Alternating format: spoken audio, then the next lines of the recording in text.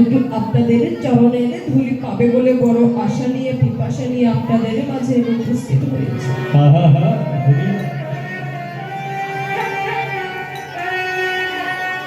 আমার তো এই চরণের ধুলি ছাড়া, আপনাদের মতো সাধুগুরু বৈষ্ণবের সঙ্গ ছাড়া আমার যে আর কিছু নেই। জগতে আমি বড় দুঃখী মানুষ, আমার বলিতে আর কিছু নেই, একমাত্র এই সঙ্গ ছাড়া। আমি যে ঘরে থাকতে পারি না,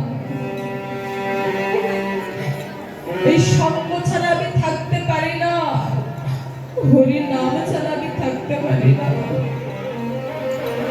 এই জন্য ছুটে এসেছি আমি আপনাদের মাঝে দুটো হরি কথা কৃষ্ণ কথা বলিবার জন্য।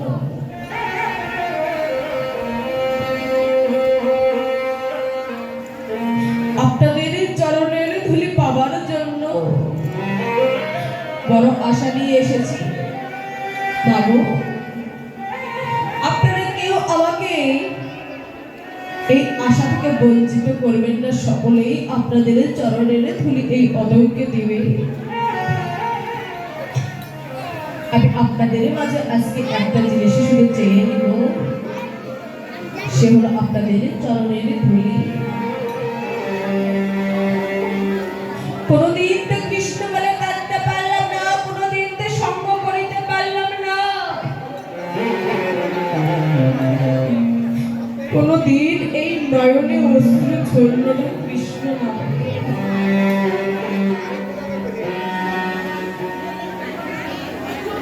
আমার মহাপ্রভু বলেছেন, শুনেছি,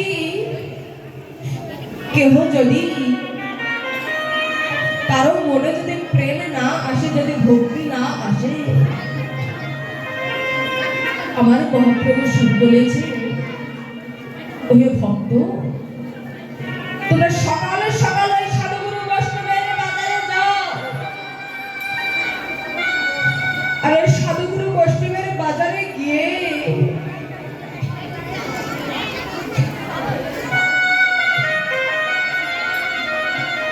আমার চরণে খানা ছেড়ে দিয়ে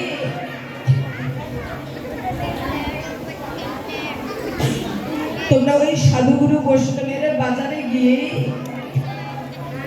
আমার চরণখানা ছেড়ে দিয়ে সাধুগুরু বৈষ্ণবের চরণ দুখানা আগে হৃদয়ে মাঝে জড়াই ধরো। কেননা আমি সেই ভক্তের মাঝে থাকি, আমি সেখানেই থাকি যেখানে সাধুগুরুর আগমন হয়, যেখানে সাধুগুরু বৈষ্ণবের বাজার লাগে, আমি সেই স্থানেই থাকি। যদি তোমার এই পাপিষ্ঠ হস্ত যদি একবার সাধুগুরু বৈষ্ণবের চরণে ছুঁইতে ছুঁইতে যদি একবার আমার গৌর হরির চরণে পৌঁছে যায়, তাহলে তোমাদের এই মানব জন্ম ধন্য হলেও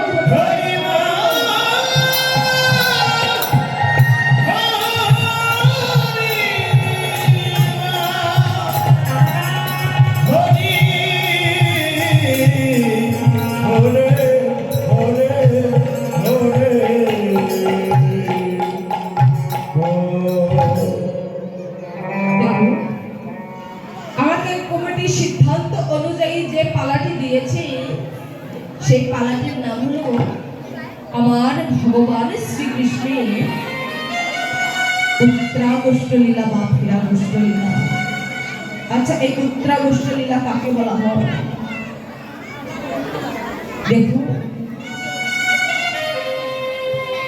আমরা যদি এই পৃথিবীতে যেদিন আমরা ভূমিষ্ঠ হয়েছিলাম মাতৃজঠর হইতে, যেদিন আমরা এসেছিলাম, এই আশাটা হলো গমন কষ্ট। এই যে আমরা সংসার সংসার করে মেতে আছি, এই সংসারটা হলো গোষ্ঠ খেলার মাঠ।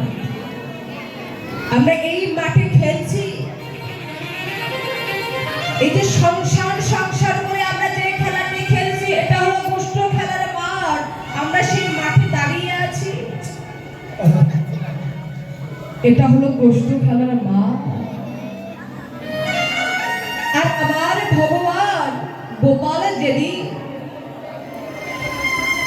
এই পৃথিবীতে এসেছিলেন,